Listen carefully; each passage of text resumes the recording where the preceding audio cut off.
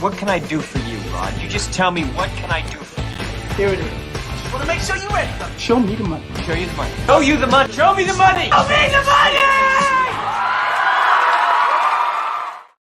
Oh, man, what's going on, Bri? It is Sunday morning. It's Gamblers Anonymous, episode 13. And guess what it is? It's flu season. We are down a man.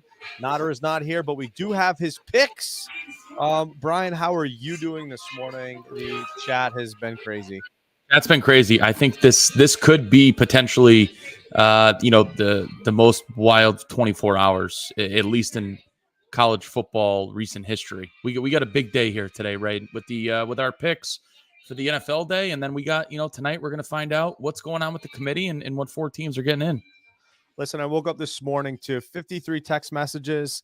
I fell asleep, and obviously everything all college football related. Some big things happened in the NFL today as well. We'll jump on that. But first, last week, Nader carried the weight again. He went 4-1. Obviously, the record's on the bottom lower hand of the screen. He's 32-16-2 overall. Bri, you went 500 last week, 2-2-1, 28-21-1, and I was in the dumpster once again, pretty consistently, 2-3 on the week with an 18-30-2 overall record. I am just the host with the most, and that's about all I can do. So, I don't know really what else to say. Follow me for something else that's not related to gambling. But first, let's get into what's going on today as far as the games are concerned. Oh, boy.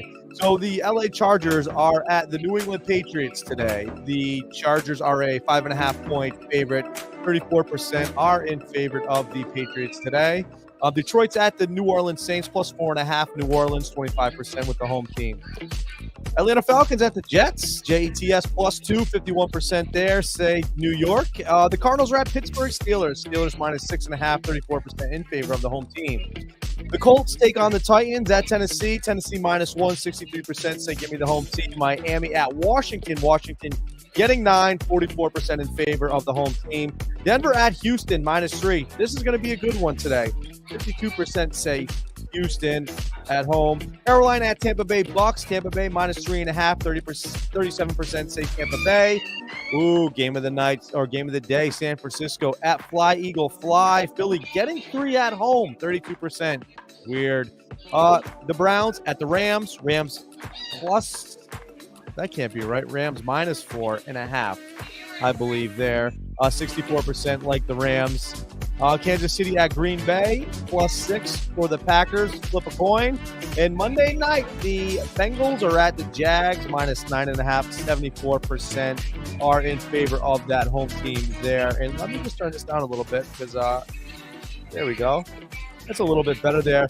So, Brian, looking at these games today, is there anything that pops out to you?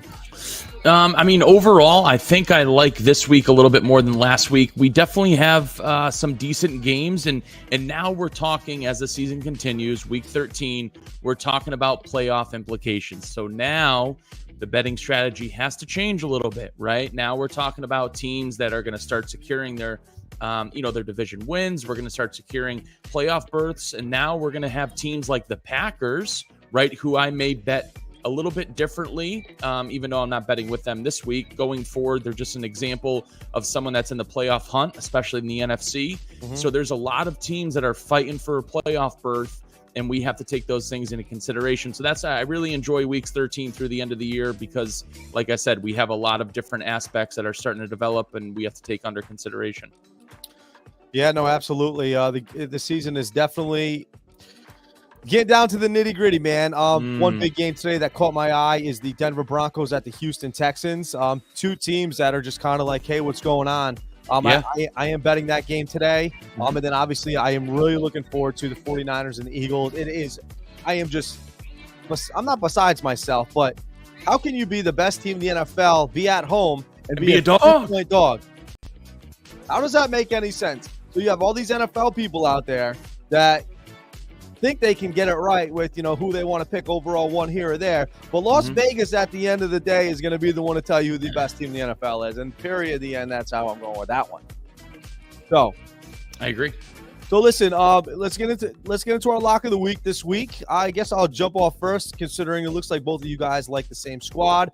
Listen, I just talked about the 49ers and the Eagles. I am taking the San Francisco 49ers -3, going into the Link and taking down the Eagles. The Eagles got a tough stretch coming up. They got, I believe, Dallas next week. Tough stretch. So, tough stretch. So that's where I'm going. I'm going San Francisco today, Bri. I'm taking the Bang Bang Niner Gang -3. What do you like in that game? I'm going the opposite. I'm going Philly. The only reasoning is I hate betting against home dogs, who, like we mentioned before, are supposed to be one of the best teams, if not the best team in the NFL. And I think we have a tough stretch coming up. But betting against Philly at home, it's hard to play in Philly. And it's very, very hard for a West Coast team to travel to Philly and play in Philly. We're talking about a 3-hour time difference, and that stuff does matter, right? We're talking about you have to get adjusted to Philly time zone while playing in the hardest environment in sports, not just football. So I think, there's Ava in the building. Ava likes the Philadelphia Eagles today as well. But I'm gonna hammer. I love home dogs, so we're gonna go Philly in that game +3. Philly +3. Who's your lock of the week this week, Bri? I love the Chiefs -6. Love the Chiefs -6 here. Now, even though I mentioned before there are playoff implications, the Packers do need to win to continue. I just think that the NFC is so putrid, especially the NFC North, with them and Chicago. The fraud Vikings. We have a Packers team that has false hope, and they're going to be absolutely let down today when they play Kansas City. I think Mahomes hasn't had that breakout performance that we've been waiting to see. Kelsey goes off today. Mahomes goes off today. Only laying not even a touchdown -6. We're taking Kansas City lock of the week against an absolutely putrid defense in Green Bay and Jordan Love, who can't even tie his shoe. So we're going to go Chiefs -6. Chiefs -6, and Notter, who is not on the screen, he is home with the flu today, hence the title. Flu season, episode number 13. We'll run over Notter's picks real quick. Obviously, as I mentioned, we are going to get into our 5-alarm fire. Woo! Who does Notter like? Notter likes KC, as we said, -6. Looking like he's taking Atlanta today. At the Jets, Atlanta is -1.5. He says, let's go under on Cardinals Steelers. I like that. Chargers at the Patriots. Jesus. Chargers -5.5. What more to say? And Bri, he's agreeing with you on Fly Eagle Fly. He likes the Eagles as well. Philly getting +3 at home. Love it. Love it. You want to jump into yours? Yeah. All right. So my 5-alarm, we're going to start with obviously my lock. I have the Chiefs -6. We heard about how much I like the Eagles today, +3 against the Niners. So those two are in my 5-alarm. We have the Rams -3.5. I think Cleveland is an absolute dumpster fire right now.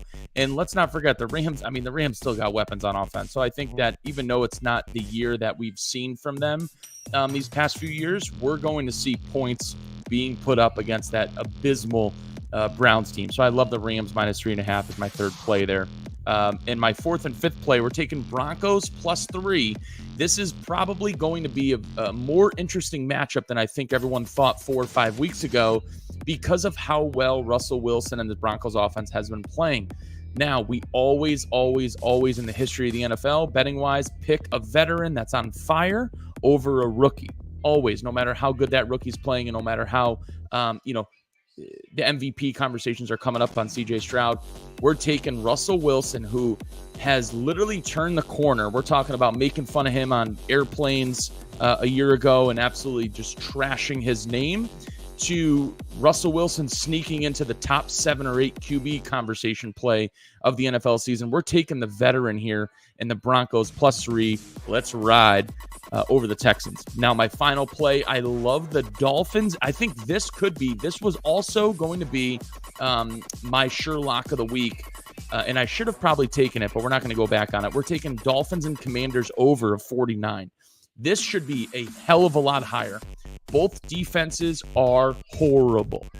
horrible. And then you have the Commanders who allow Howell to throw 40 to 50 times a game. Okay, so we're going to see a ton of points on both sides of the ball. Obviously, the Dolphins put up points at will. When you have two high-powered offenses that can just literally throw the ball there's going to be, I'm not going to throw it out there, but we could potentially see 90 pass attempts between both teams today. So I love the over in 49. I think that's going to be in the 60s or 70s. That's my 5 alarm. Love it, Bri. Absolutely love it. I'll piggyback off of you. Denver, you pretty much hit the nail on the head there. One thing I will add, if I had to look at that game, Sean Payton, D'Amico Ryans, I'm going with the veteran head coach, and I'm leaning towards Sean Payton in that Denver game, Denver getting +3. Washington's at home. They're getting 9 points. Sam Howell, like you said, there's going to be some points all over this game. I do love Sam Howell at home, so I'm actually going to take the Redskins +9. Love it. It's a lot of points. A lot of points. Indy is at Tennessee. Now, this game, flip a coin. A lot of people are liking Tennessee in this game. I don't like Tennessee. Tennessee has been an absolute train wreck all year. Do I like Will Levis or do I like Gardner Minshew? I like Zach Moss filling in for Derrick Henry today. I'm taking Indy -1 on the road. Detroit is playing New Orleans today. Detroit's -4.5 on the road. I love the Lions.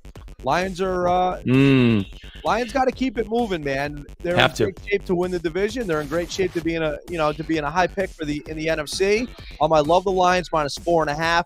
Derek Carr might be without Chris Olave today. Has not been confirmed yet. He's out. He's without Rashid Shaheed. He's got guys, some guy named A.T. Perry and some other guy named something. I can't even remember his name. It's so bad. And then for my last pick, obviously, is my lock of the week with the Bang Bang Niner gang. I just think, you know what, when you combine Debo and CMC, that, you know, it's a music factory over there. It is. San Francisco offense is going to be tough, and that San Francisco defense is no slouch. No. So I'm going with the Niners in that game. So that's my 5 alarm fire. I don't hate it, Ray. I don't hate it. Here's the thing, and I love how you said you don't hate it. I never hate him either, Brian, but you know what happens? I end up hating him on Monday morning or Sunday at 4:30. I know. I sent somebody my picks yesterday. I had Alabama money line, and then I had, I think, the Michigan over and FSU in the under. So, 3 out of 4 hit. No, 4 out of 5. Whatever. 3 out of 4 hit. Yep. 3 out of 4 hit. In Michigan, I woke up 26-0, and I'm like, God, you couldn't go over 35 points. You're telling me Iowa is that bad? But that's the thing. Like, the college football is crazy. We're gonna get into college football in a minute. Let's finish up here. Let's finish strong.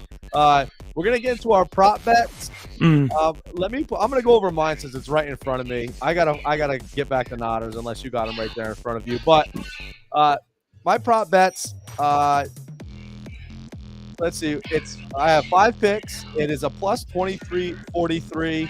$10 wins you $234. I am starting off with Sam Howell over 262.5 passing yards. Like that. As we discussed earlier, there's going to be fireworks today down in Washington.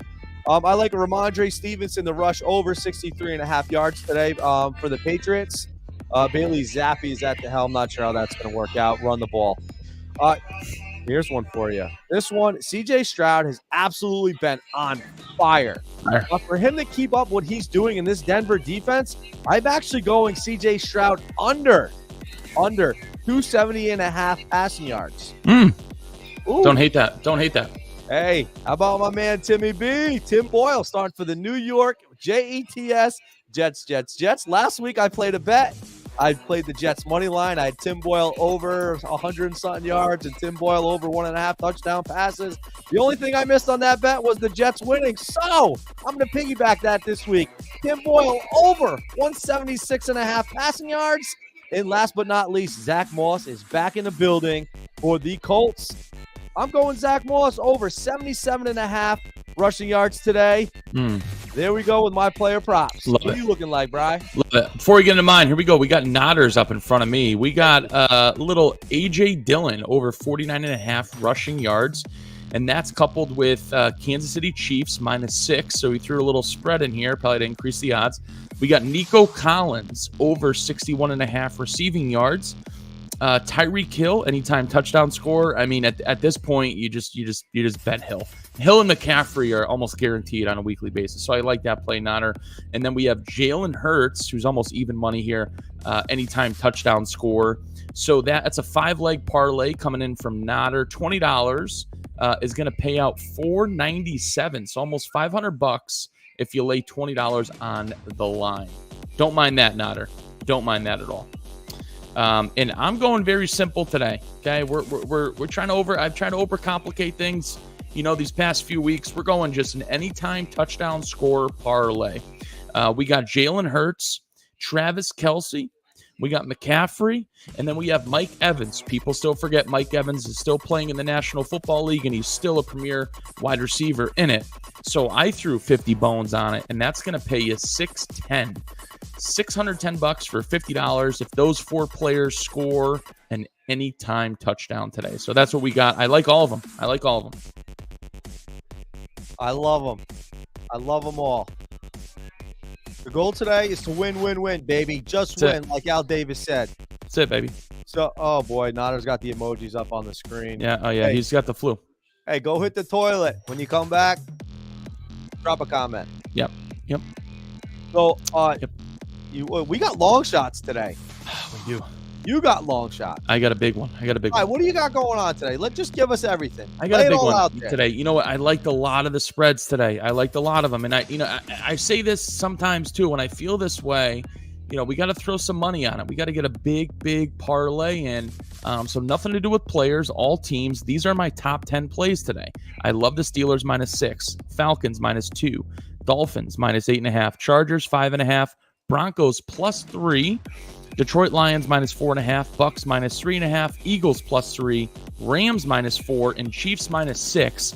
I said, you know what, Brian? Today's the day where you got hair growing in places you don't need them to grow. And that means we're a bigger man today than yesterday. So we're throwing $50 on that 10-team parlay. And you know what it pays out, Raymond? It pays out a 2019 Subaru, most likely, which is $32,177.23. So if you throw $50, which will probably cost you to fill up the Subaru and gas, you're going to win a Subaru. So sure, let me take $50, throw it in a tank, and then hopefully win the car that I'm putting gas in. I love that 10-team parlay. Very big. I mean, it's a long shot. I mean, it's an extremely.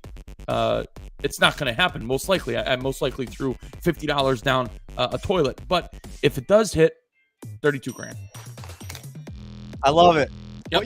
What was the year on that Subaru? And was it all-wheel drive? 2019 four-wheel drive, all-wheel drive as well, because I think they're the same fucking thing.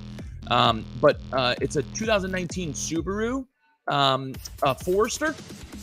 So it's a 2019 Subaru Forester. I actually CarMaxed it. Anything less than 30,000 miles on it from a 2019 Subaru Forester is Kelly Blue Booking for around $30,000. So I figured that was a good comparison. I like it. Yep. I like it. All right, Bri. We got big things going on today. Big things. We got big things going on today. And this guy is trying to call in. Our guy, Kev Mike, I got to make sure that this thing is going to connect. Because if it's not going to connect, and then we can't talk to him. But that's it. Obviously, there's a huge shit show going on right now in the college football world. Oh, boy. Ava wants to put in her 2 cents. I just told her to get a popsicle. It's 10:30 in the morning. I said, go get a popsicle. Leave me alone. I like that. Yep. I do like that. Parenting. And I don't think it's a terrible idea. Parenting. Okay. Well, you know what? Sometimes you got to do what you got to do, Bri. Kev Mike's pissed today. Dude, I had that guy. I had him cranked up. He is so fired up to call in right now. Huge mess. College football is a complete disaster right now. Huge. It's a complete disaster. Obviously, we had Alabama with the big upset over the Bulldogs yesterday. We got Washington. We've got Texas blows out Oklahoma State. Kevin is so fired up right now. Florida State beats a shitty Louisville team. They're without Jordan Travis. So we're looking at this college football playoff, and we're going, who's the best team? Who deserves to be in? Who shouldn't be in? The internet's going on fire. I think I got about 1 million comments on my post from yesterday. And I will tell you what, Brian. Mm. Boy, are these people excited that Georgia lost, and are they hating on the Southeastern Conference? Haters. How?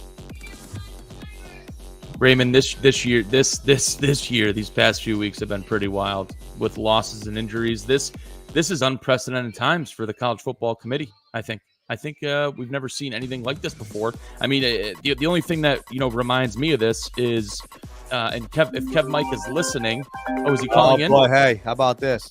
Here we go. We're gonna do one better because right now, this guy is on the phone, and I know he's fired up. And he's blowing the ACC because he's a Miami guy. Here we go. What do you got, Kev? SEC. He's lying. I know you would come. The ACC is terrible. I mean, it is what it is.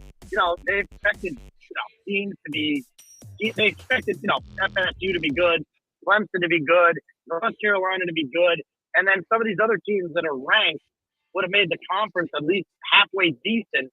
The conference is a mess. Yeah.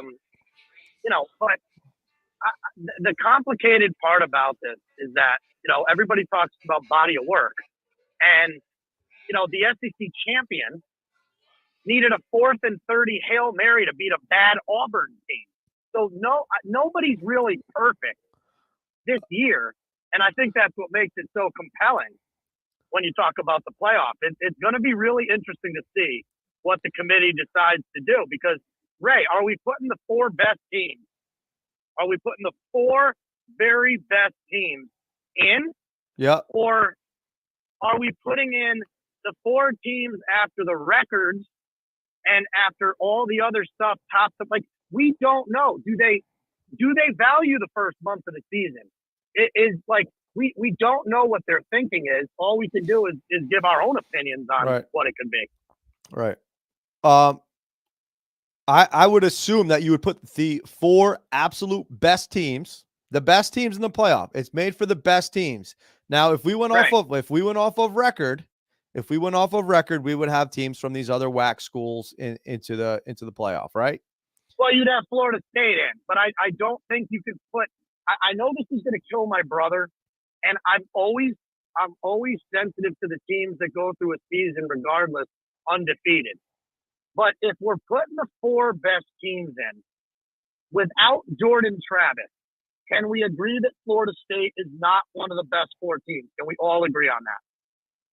Yeah, I think we can agree that without Jordan Travis, and look, like, this is part of college football right now that sucks, right? Because you have an undefeated team that beat LSU, that beat Florida, who was trying to become bowl eligible, with a backup quarterback on the road. You got to, Florida State went in, it was hideous, but they beat a top 15 Louisville team.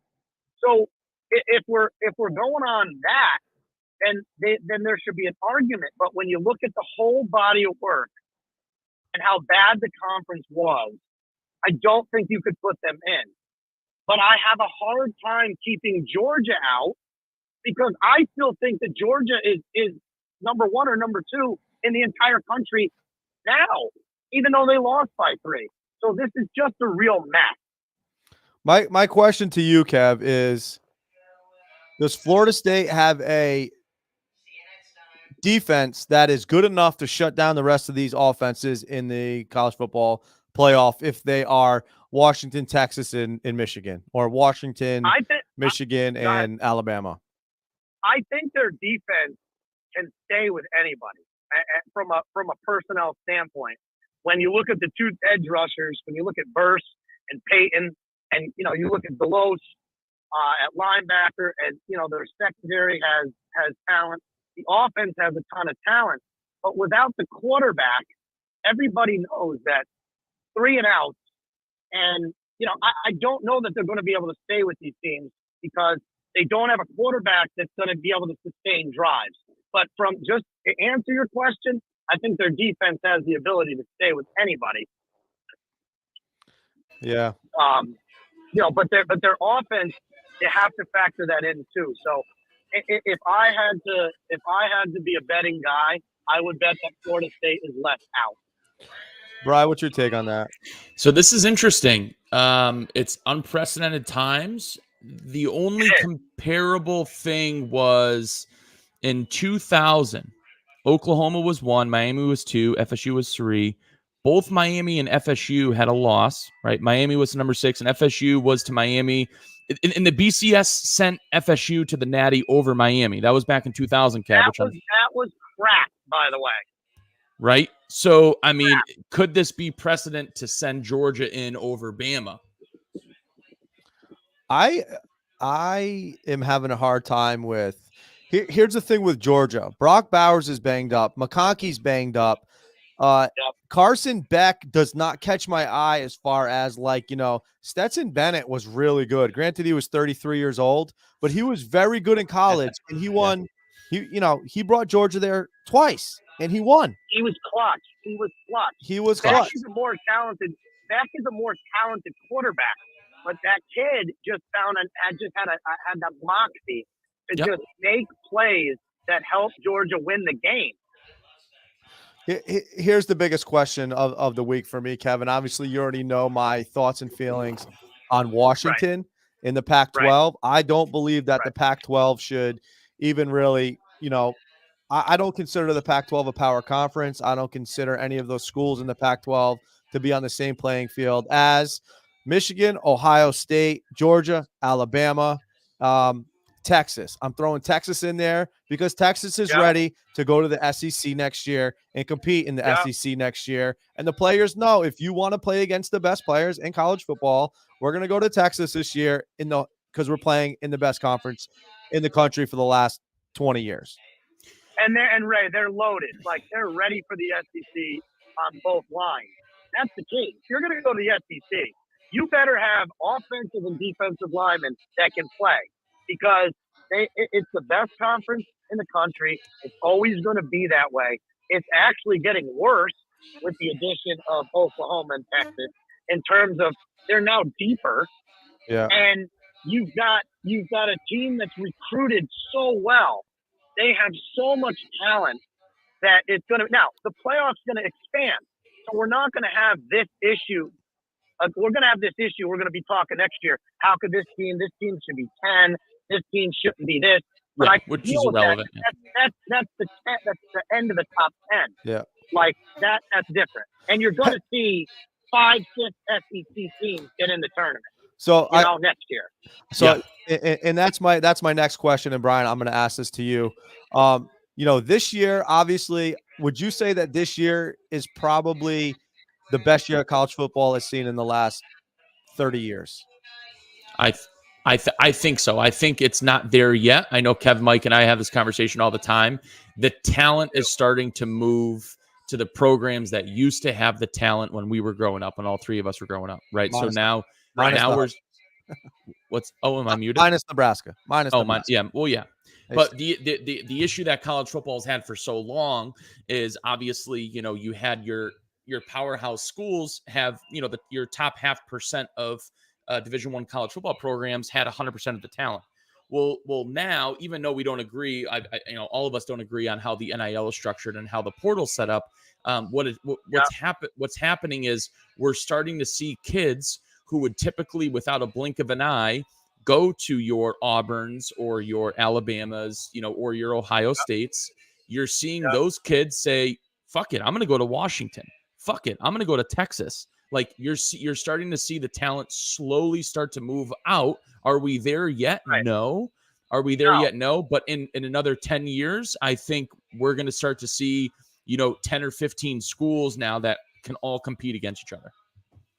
Right. And like Miami had a top 10 recruiting class last year. They have the number 5 recruiting class this year. They're going to dominate the portal.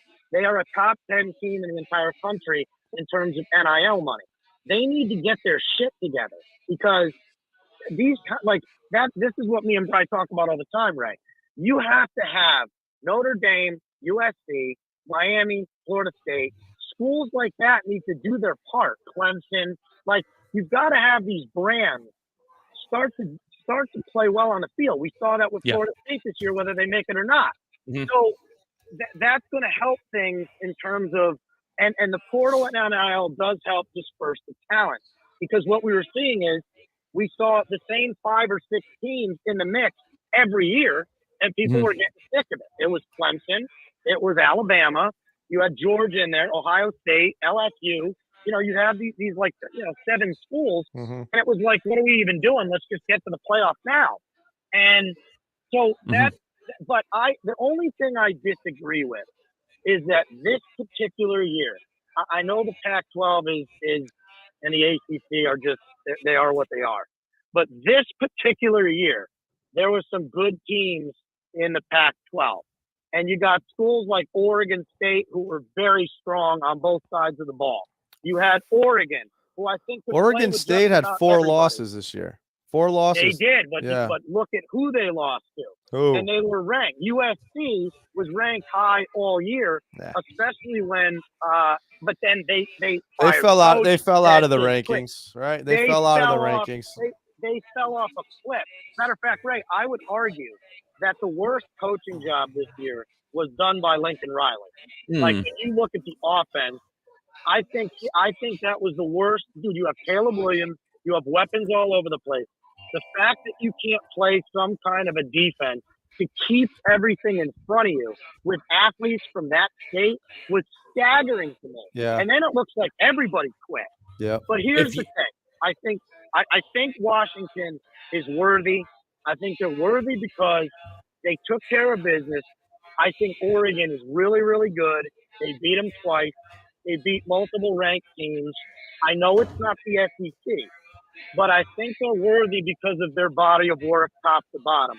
That's an undefeated team that I can't support not putting in. Okay. But if you ask me are they a top 4 team? And that's where, and I'm having trouble with this. I'm having trouble with keeping Georgia out.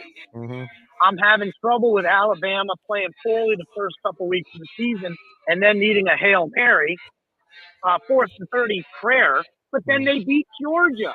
So, like, all of this stuff is just so messed up. And I'll say this. You can't put Alabama in without Texas.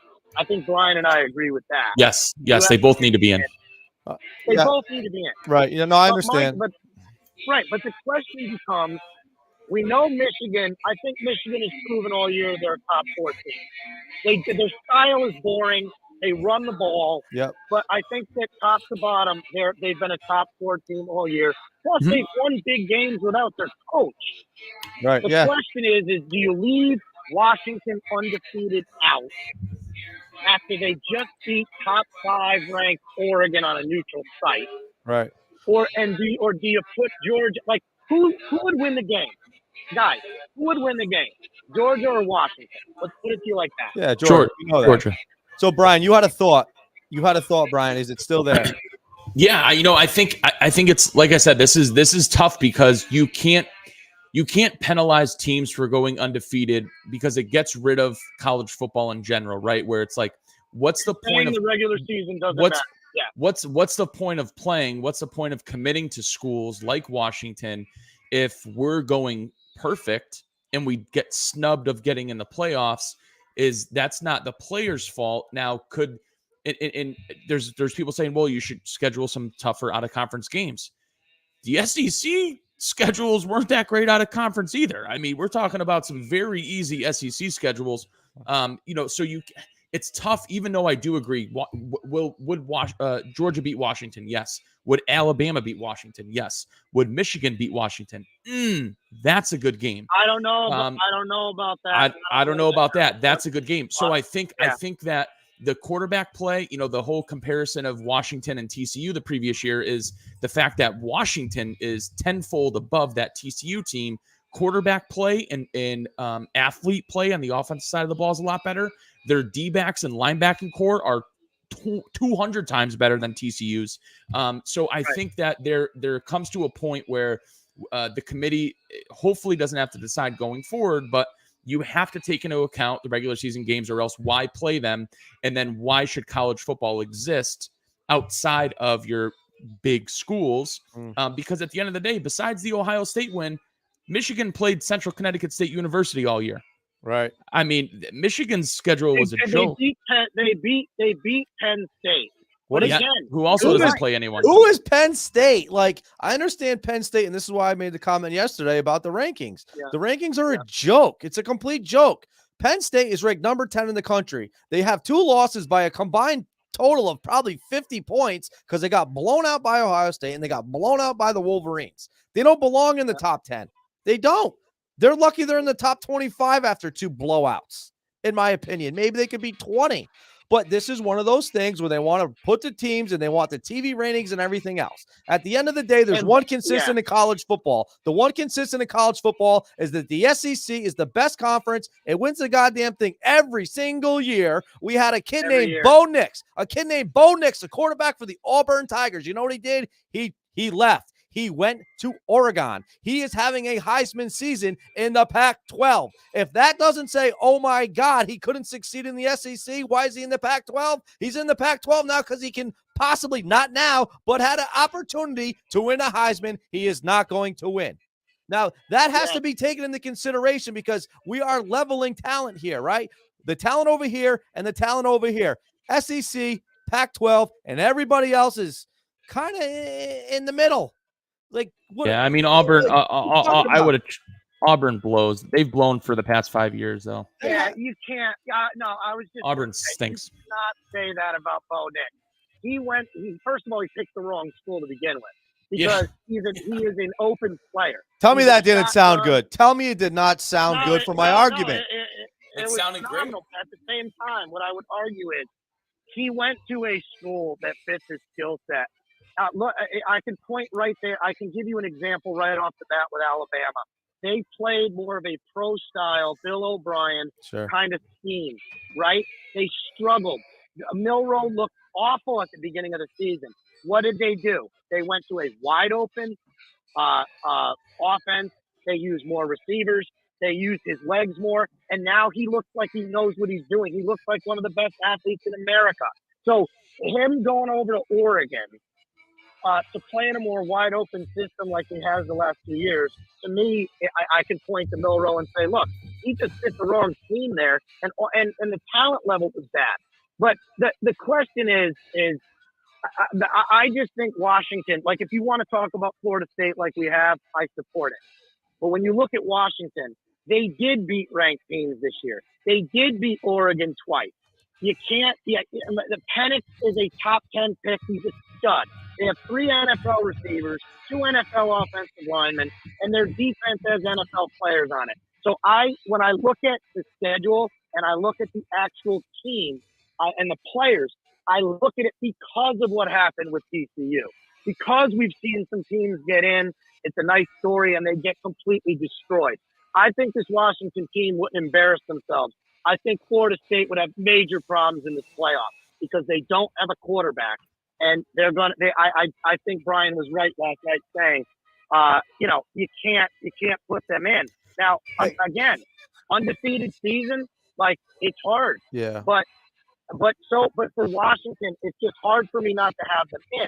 But I agree with you guys. So, Kev, I'm going to ask you one question. Georgia would win. Let me ask you one real simple question, and you may or may not know this, and Brian, maybe you do or don't.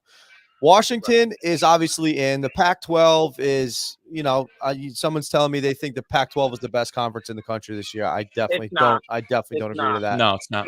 But if we're going to go and look at recruiting, right, because recruiting is important, 4-star, 5-star, obviously some people develop after the fact. But looking at it, where was Washington over the last couple years before Michael Penix was added to Washington? I know without Penix, they're not in the question. But where's Washington from a recruiting standpoint in the last 3 years?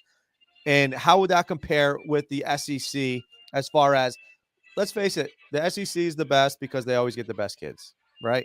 Where is Washington at in this? Well, Washington's not. They had a top 25. It's with the transfer portal, it's difficult. I'd argue to say that they had a top 5 portal class over the last couple of years. They recruited pretty good players. They were in the top 25. Oh, shit. I just cut him off. He's going to be so mad. I bet you he might Hey, I bet you he's No, still talking to himself. Oh, there you go. Keep going. I knew Yeah. immediately. Yo, my bad, Kev. My bad. It's all right. So their recruiting class, they've had a top 25 class over the last few years. The portal classes, the kids that they've brought in from the portal, as Brian and I have pointed out, has helped. They have not. I can say this because I know where you're going with it. I think they have the athletes this year and the quarterback this year to compete, but they have not been. They haven't been. They're not top 10 recruiting rankings. That they haven't been. Yeah. Okay. Now here's something that's going to shock a lot of people though. We are all correct in regards to the SEC as the best conference. However, Sure. I believe it's not as good as it once was in the past 10, 15 years. I mean, you want to talk about, are there, Bama, Mississippi, LSU, Georgia, but then the other 14 teams in it, they stink. Vanderbilt, South Carolina, Kentucky, Florida, Tennessee, Arkansas, Mississippi State, Auburn, Texas A&M. Those bottom 10 teams in the SEC are a lot worse than your bottom 10 teams in other conferences. So let's not. I mean, can we just throw out there that Auburn has won a national championship in the last 10 years? Yeah, but they also haven't won more. They also haven't won more than 5 or 6 games in the past 6. They've been horrible. Yeah, no. and they had Cam Newton, who just was since Cam Newton, they've been putrid. I mean, the things he did was just ridiculous. So, but he's right. They did win, but overall, over the last several years, fine. Since Cam Newton left, the talent level has dipped. And the coaching stuff has gone downhill. And I think continuity is a big deal also in the game, especially with the portal and everything, because when you hire a new coach, there's going to be transition. But, I agree with you. But, Tennessee, that we were talking about them potentially being a playoff team last year. They dipped a little bit this year. But you're right. There's a lot of teams in the conference that aren't any good. And so they're not what they were. And I don't think Alabama, talent-wise, they're good. They're not what they were, no. But they do not have 5 first-round picks rotating on the line, 2 linebackers that are first-round picks. They've got a couple of good, McKinstry, the corner is really good. With a couple linebackers are good. This isn't a vintage Alabama team where they have NFL running back, NFL receiver. This is different. Right. So it's not. It's like this Alabama team would probably lose to all the other Alabama teams that won. Right. By a lot. Yeah. Listen, Nick Saban said it pretty good last night at the end of the game. If you watched the end of the game, this was a team, right? There was no surefire, first, top 5 pick. It was a team. It was a well-balanced team. They were all on the same page. They got better. They got better. Hey, listen, we're gonna wrap this thing up here. Kev, give me your top 4 right now. Going in tonight, give me your 4 picks. Michigan, Washington, Alabama, Texas. I that's what I'm going to go with. That's what I'm going to go with. And by the way, before I hang up, that 2000 crap, that Miami team would have beat anybody in the country that year. That was ridiculous. They lost the first month of the season. They lost at Washington, who was in the top 10. They lost by 1 score. Yep. They beat Florida State. They beat Michael Vick. And remember, the Big East had 5 or 6 ranked teams at that time. Right. They beat Tennessee and they beat Florida. They were loaded. That was ridiculous. Nice. Boys, we'll talk later. We'll figure out the playoffs. That's my top 4. Hey, I'll get you cranked up. Happy Sunday. All right, guys. I love See you, Kev. Later. Oh, Kev, he gets fired up. I love it. You had to get him on the Miami 2000 thing. Oh, yeah. You know what? Yeah. I love it. I love it. Big day. Man. Big day ahead. Big day ahead, Ray. Big day. Give me your 4, Bri. Who do you got? Here's who I have that I think is going to be getting in. I got Michigan 1, Washington 2 seed, Texas 3, Bama 4 seed. Yeah. But I would ultimately love, I don't know if you guys have seen this because it is not breaking news, but he just posted it before we had this call, is JJ Watt said there should be an emergency 16 playoff, which I don't hate this at all. And he said that Michigan and Washington should get in and get a bye, and then a random draw to determine matchups between Texas, Alabama, Georgia, and Florida State. So those 4 teams would duel it out, and then your Michigan and Washington teams would get a bye. I don't hate that. I love that, honestly. And if there's a season to do it, this is the season. Or else, you know what? Or else it's the last time of the Final Four. Piss everybody off. Put in Georgia, put in Alabama, put in Texas, and put in Michigan. Call it a day. Those are the best 4 teams in the country, in my opinion. Yep. And that's what I would do. Just piss everybody off. I love it. You know what I mean? Last year with this. It's the last year. Dude, it's the last year. It's definitely the last year. But with that being said, let's go off on a high note here. Hold on. Stand by. I got a little something for everybody. I got a little. Coming down the track. It's me, the sheet in the red and black. Can you hear it? Yep. Ain't nothing finer in the land than a drunk, obnoxious Georgia fan. Go Dogs. Go Dogs. Sing them. Wow. Alabama. I love it. Theo, you're on. Theo, you're on. What happened just now? Go. Hey, The best. that guy is the absolute best. He's So, the you know best. what? I wanted to put it up earlier in the show. All that college football talk. Roll Tide, baby. Roll Tide. Hey, best of luck to everybody out there. And if you or anybody you know has a gambling problem,